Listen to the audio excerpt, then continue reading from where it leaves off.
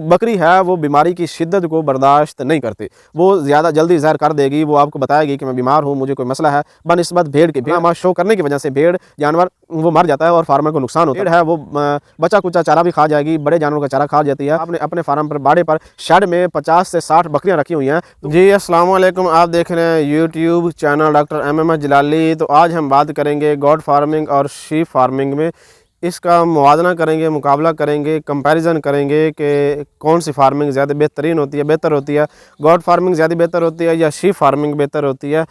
तो सबसे पहले हम लेते हैं गॉड फार्मिंग, उसके क्या फ़ायदे होते हैं, क्या खसूसियात होती हैं, क्या क्वालिटीज़ होती हैं। जो गॉड फार्मिंग है वो पाकिस्तान के पंजाब भर में, पाकिस्तान के किसी भी सूबे में, किसी भी ज़िले में आप आसानी से उसकी फार्मिंग कर सकते हैं। उसकी आप स्टॉल फीडिंग फार्मिंग भी कर सकते हैं, उसके शेड में भी उसकी फार्मिंग कर सकते हैं, बाड़ा बनाकर भी उसकी रिहाइश कर सकते हैं, उसकी फार्मिंग कर सकते हैं। वो बेहतरीन आपको रिज़ल्ट देगी किसी भी। उसके बाद जो बकरी की मार्केट है वो पाकिस्तान के किसी भी इलाके में, सूबे में, शहर में, देहात में, गांव में इसकी मार्केट है।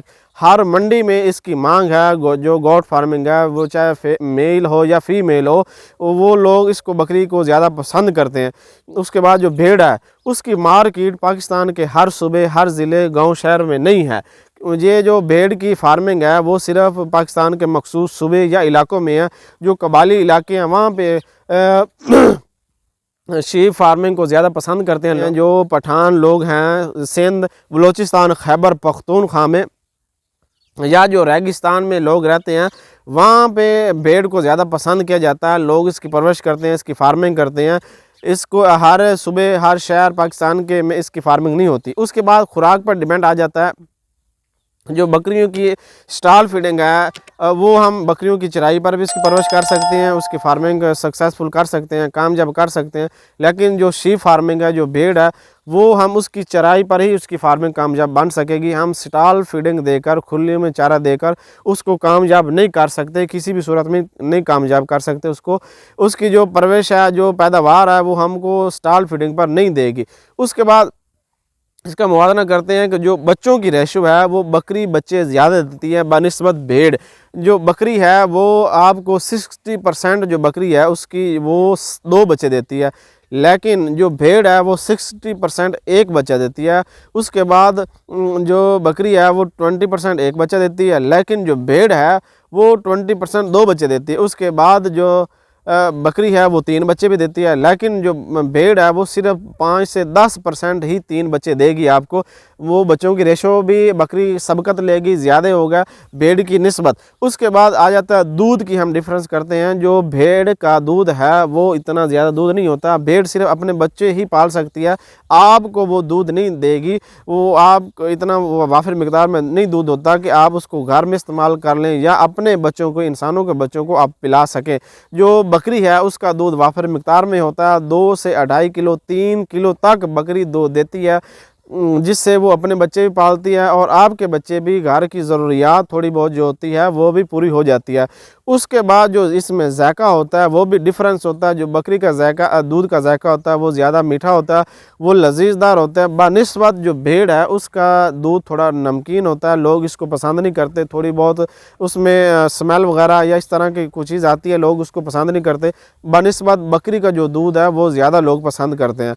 उसके बाद आ जाता है गोश्त का मुवाज़ना। जो बकरा है या बकरी है उसमें गोश्त की, मीट की पैदावार ज़्यादा होती है, वो जल्दी गोश्त को पैदावार बढ़ा देती है, उसका गोश्त ज़्यादा होता है बनिस्बत जो भेड़ होती है। भेड़ का गोश्त इतना ज़्यादा नहीं बढ़ता, वो इतना वज़न नहीं करती, इसका वज़न तकरीबन 25 से 30 किलो ज़्यादा से ज़्यादा होगा। लेकिन जो बकरा है या बकरी है उसका वज़न 50 किलो, 2 मन तक, 3 मन तक ही रिकॉर्ड किया गया। लेकिन जो भेड़ है उसका इतना ज़्यादा वज़न नहीं होता। खुराक देने के बावजूद वो उसका जो बढ़ने का दारोमदार है, जो सिस्टम है, वो सुस्त होता है।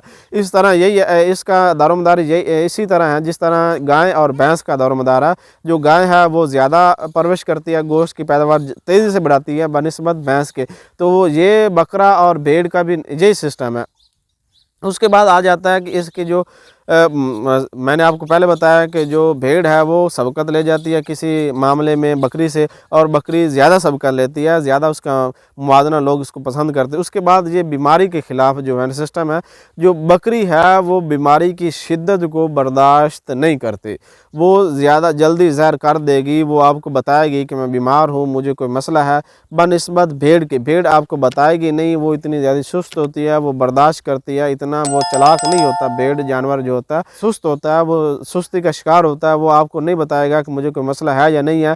اسی نہ بتانے کی وجہ سے وہ ایکسپائر بھی ہو جاتا ہے، فارمر کو نقصان بھی ہوتا ہے۔ جب فارمر کو پتہ چلتا ہے کہ میرا بھیڑ جانور ہے وہ بیمار ہو گیا، جب اس کی ڈائیگنوز کی جاتی ہے، اس کا ٹریٹمنٹ کرنے سے وہ باہر ہو جاتا ہے، اتنا وہ لاغر ہو جاتا ہے، نہ بتانے کی وجہ سے، نہ وہ علامات شو کرنے کی وجہ سے بھیڑ جانور وہ مر جاتا ہے اور فارمر کو نقصان ہوتا ہے۔ بنسبت جو بکری کا کو مسئلہ ہوتا ہے، اس طرح کے علامات شو کرتے ہیں کہ اپنے مالک کو، فارمر کو پتہ چل جاتا ہے کہ میرا جانور بیمار ہے، تاکہ وہ اس کا علاج کروائے، اس کی ٹریٹمنٹ کروائے اور وہ ٹھیک ہو جائے۔ اس کے بعد جو بھیڑ ہے وہ پاکستان کے ہر صوبے میں اس کو آپ نہیں رکھ سکتے، وہ آپ مخصوص علاقوں میں ہی بھی اس کی پرورش کریں گے۔ آپ پاکستان کے کسی پنجاب کے ضلع میں یا خیبر پختونخوا کے ہر ضلع میں یا بلوچستان یا سندھ کے کسی بھی ہر ضلع میں اس کی پیداوار نہیں بڑھا سکتے، اس کی جو فارمنگ ہے وہ نہیں کر سکے۔ بنسبت جو گوٹ فارمنگ ہے، گوٹ فارمنگ جو ہے وہ زیادہ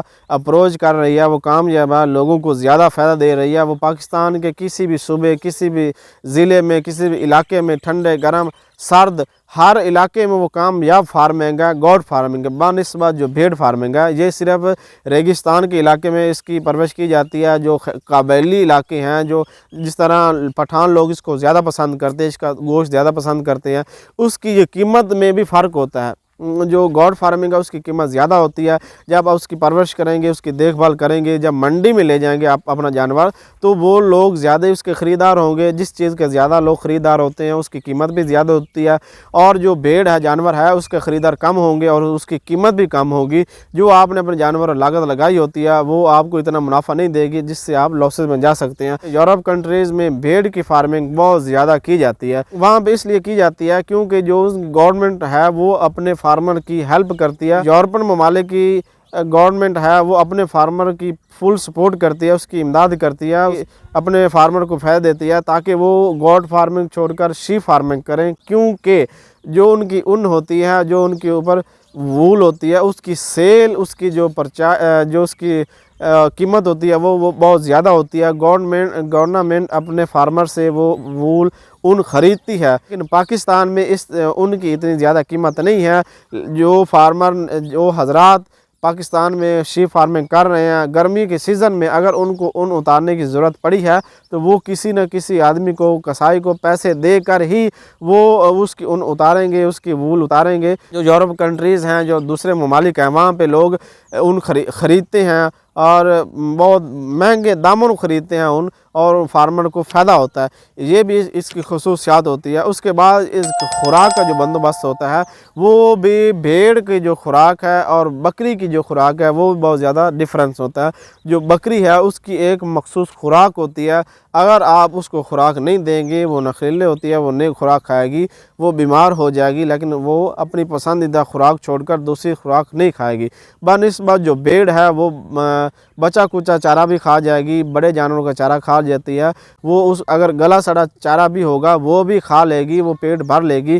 بنسبت بکری کے، بکری صاف ستھرا چارہ کھائے گی، خشک چارہ کھائے گی، وہ پیارا جو تر و تازہ چارہ ہوگا وہ کھائے گی۔ بنسبت جو بھیڑ ہے وہ 2-3 دن کا بھی چارہ کھا جائے گی، پتے کھا جاتی ہے، جڑی بوٹی، تمام جڑی بوٹی کھا جاتی ہے، درختوں پر گزارا کر لیتی ہے، سخت جو کانٹے دار جھاڑیاں ہوتی ہیں وہ بھی کھا کر اپنا گزارا کر لیتی ہے، لیکن بکری جو اس طرح کا چارہ نہیں کھائے گی، جس کی وجہ سے فارمر کو نقصان ہوگا۔ یہ بھی ایک فارمر کو فائدہ ہوتا ہے بھیڑ رکھنے کا، کہ جو ان کے بڑے جانوروں کو جو چارہ ہوتا ہے وہ بھیڑ آرام سے ایزیلی کھا لیتی ہے، بنسبت جو بکری ہے وہ چارہ نہیں کھائے گی۔ تو میں آپ کو یہ ریکمینڈ کروں گا، مشورہ دوں گا کہ اگر آپ نے اپنے فارم پر باڑے پر شیڈ میں 50 سے 60 بکریاں رکھی ہوئی ہیں تو وہاں پہ آپ 10 سے 20 بھیڑیں بھی رکھ لیں، تاکہ آپ کا جو خوراک ہے وہ اس کا بندوبست خود ہوگا. وہ آپ کو خوراک اس کی ایکسٹرا بندوبست نہیں کرنا پڑے گا، وہ آپ کا شوق بھی پورا ہو جائے گا اور آپ کو پرافٹ بھی ملتا رہے گا.